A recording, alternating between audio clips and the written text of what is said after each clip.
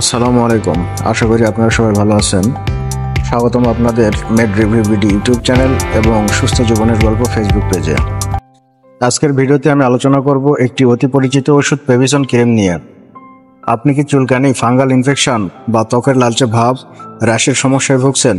তাহলে এই ভিডিওটি আপনার জন্য। পেভিসন ক্রিম ত্বকের নানা রকম ফাঙ্গাস এবং প্রদাহজনিত সমস্যার একটি কার্যকর ওষুধ। চলুন ওষুধটির উপাদান, ব্যবহার, উপকারিতা, পার্শ্ব প্রতিক্রিয়া এবং কিছু গুরুত্বপূর্ণ সতর্কতার কথা বিস্তারিতভাবে জেনে নেই। ভিডিওটি শেষ পর্যন্ত দেখুন, কারণ শেষে থাকছে গুরুত্বপূর্ণ টিপস এবং ব্যবহারকারীদের জন্য সতর্কবার্তা। তার আগে আপনারা যদি আমার চ্যানেল ও ফেসবুক পেজে নতুন হয়ে থাকেন তাহলে অবশ্যই সাবস্ক্রাইব ও ফলো করবেন, এবং আমার ভিডিও যদি আপনাদের ভালো লাগে এবং উপকারী মনে করেন অবশ্যই লাইক, কমেন্টস এবং শেয়ার করবেন। তো চলুন জেনে নেওয়া যাক পেভিসন ক্রিম কি। পেভিসন ক্রিম তৈরি করেছে বাংলাদেশে অবস্থিত ওষুধ প্রস্তুতকারক প্রতিষ্ঠান সাইনোভিয়া ফার্মা পিএলসি। এই ক্রিমে আছে দুইটি সক্রিয় উপাদান। 1 নম্বর, ইকোনাজল নাইট্রেট বিপি 1%। এটি একটি শক্তিশালী অ্যান্টিফাঙ্গাল এজেন্ট যা ছত্রাকজনিত সংক্রমণ প্রতিরোধ ও নির্মূলে সাহায্য করে। 2 নম্বর, ট্রায়ামসোলোন অ্যাসিটোনাইট বিপি 0.1%। এটি একটি কর্টিকোস্টেরয়েড যা প্রদাহ, চুলকানি এবং ত্বকের লাল ভাব দূর করতে ব্যবহৃত হয়। এবার চলুন জেনে নেই কিভাবে কাজ করে পেভিসন ক্রিম সেই সম্পর্কে। পেভিসন ক্রিম 2 ধাপে কাজ করে।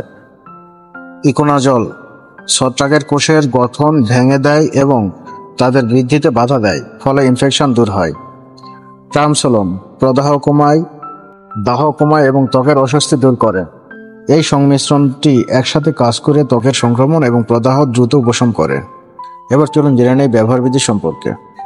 আক্রান্ত স্থানে দিনে 2 বার, সকালে ও রাত্রে একটি পাতলা স্তরে লাগান। ব্যবহারের আগে ও পরে হাত ভালোভাবে ধুয়ে ফেলুন। প্রয়োজনে চিকিৎসকের পরামর্শ অনুযায়ী ব্যান্ডেজ ব্যবহার করা যেতে পারে। ব্যবহারকাল সাধারণত 2 থেকে 4 সপ্তাহ পর্যন্ত ব্যবহার করা হয়, তবে চিকিৎসকের নির্দেশনা অনুযায়ী ব্যবহার করাই উত্তম। এবার চলুন জেনে নেই কোন কোন সমস্যায় ব্যবহার করা হয় পেভিসন ক্রিম।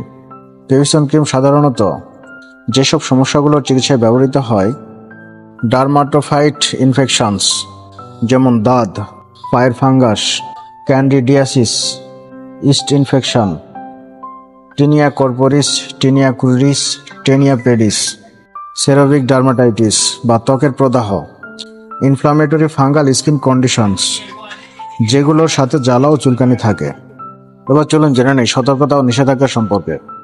চোখ বা মুখে লাগাবেন না। গর্ভবতী বা স্তন্যদানরত মায়েদের ক্ষেত্রে চিকিৎসকের পরামর্শ জরুরি। শিশুদের ক্ষেত্রে ব্যবহার চিকিৎসকের অনুমোদন ব্যতীত করবেন না। ত্বকে যদি অতিরিক্ত জ্বালা, ফুসকুড়ি বা অ্যালার্জির লক্ষণ দেখা দেয় তাহলে ব্যবহার বন্ধ করে চিকিৎসকের পরামর্শ নিন।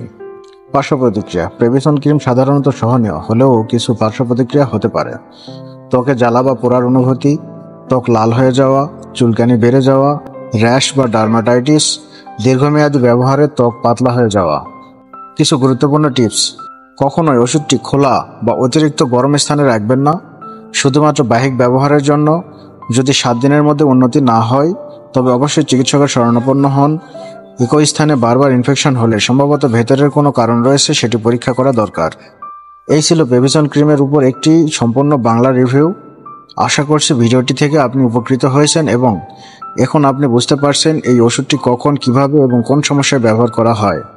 ওষুধ ব্যবহারের আগে অবশ্যই একজন রেজিস্টার্ড ডাক্তারের পরামর্শ গ্রহণ করুন। ভিডিওটি ভালো লাগলে লাইক দিন, বন্ধুদের সাথে শেয়ার করুন এবং চ্যানেল ও ফেসবুক পেজ সাবস্ক্রাইব ও ফলো করুন। আপনার যদি পেভিসন ক্রিম নিয়ে কোনো প্রশ্ন থাকে তাহলে নিচে কমেন্ট করুন, আমি উত্তর দেওয়ার চেষ্টা করব। নতুন নতুন ওষুধ রিভিউ, স্বাস্থ্য টিপস এবং সচেতনতামূলক ভিডিও পেতে আমাদের সাথে থাকুন। সবাইকে ধন্যবাদ। সুস্থ থাকুন, নিরাপদে থাকুন। দেখা হবে পরবর্তী কোনো ওষুধ রিভিউ ভিডিওতে। আল্লাহ হাফেজ।